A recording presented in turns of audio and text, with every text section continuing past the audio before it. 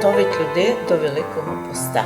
Спеціальними неділями це можете назвати їх і їх толкування. Православна церква за 5 неділь до начала Великого Поста починає готувати людей іменно євангельськими чтеннями, щоб навчити людей, наших людей, робити добрий духовний аналіз не сусіда, не брата, не кочого, а лічно кожен себе. Починається та підготовка, спомнить, неділя про Захея, начальник митниці, багатий чоловік. Хто у нас не такий є багатий, як міністр над митницями? Но він був, каже Євангеліє, пігмей, недорослий. Да, він олігарх, гроші має, він начальник над митницями, а він пігмей, недорослий. Люди нормально видять Ісуса, общаються з Ісусом, а він підскакує ззаді, не видить Ісуса. І от порозумів він, що йому не допомагають його ні багатство, ні гроші. Пішов він наперед, виліз на дерево і там увидів Ісуса. Його було інтересно те, що він увидів Ісуса, і він вирішив змінити своє життя. В нього було достатньо одного погляду божественного, щоб змінити своє життя.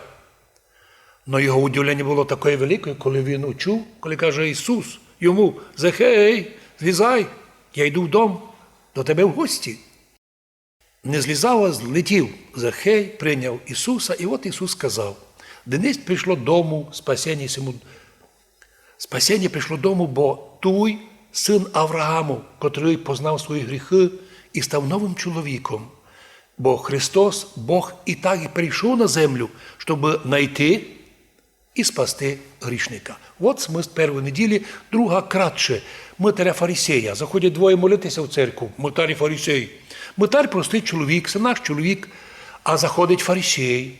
Чоловік, котрий і ізрека заходить, і десятину дає з украденого, і там собі щось друге хвалиться. Но головна його була проблема. Він молився: «Господи, дякую ти, що я не такий, як другі люди, пустяки, п'яниці, безпомочні в всьому світі, а от якийсь є митар». І перечисляє свої достоїнства. Но Ісус указав на митаря, котрий сказав: «Господи, чимся мені хвалити? Я недостойний на небо наже поникати». І лиш опустив голову і бив себе в груди, казав: «Боже, буди мені грішному, прости мої гріхи». А вийшов із храму митар більше оправданий, тому що хто себе, каже Ісус, превозносить, красно впаде. Кожний із людей на землі пережив отот момент блуда, коли ти одійшов від істини. От блудний син лишає батька, іде собі гуляти, свободна любов у ньому на вулиці, но пройшли роки, його ім'я розточилося, здоров'я втратив, молодість пішла, і от він почав бути голодним. Так етот світ, котрий виманив його від няння із хижі, обіцяв йому золоті гори, а наконець зробив героя цього світа – пасти свині. У нас у русинів завжди було таке древнє, коли дітей учили, казали: «Кить, Петрику, не будешся вчити, будеш пасти свині». Тот світ виманить чоловіка з церкви, від благословенної, благодатної церкви, втягне його в различні унії, секти, различні конфесії, а потім викине в этот мир і предложить в этом мирі пасти свині, тобто служити чужим ідеологіям. Ведь за кожну секту є свої заказники і фінансисти. А в церкві Христовій ми, діти православні, маємося держати Отця Небесного і Спасителя нашого Ісуса. Два би слова повів ще за теперка на днях буде неділя про страшний суд. М'ясопусно закінчується м'ясниці. І от на страшному суді. Ми, православні, знаємо, що на страшному суді не лише діла буде Бог судити, а й думки і наміри.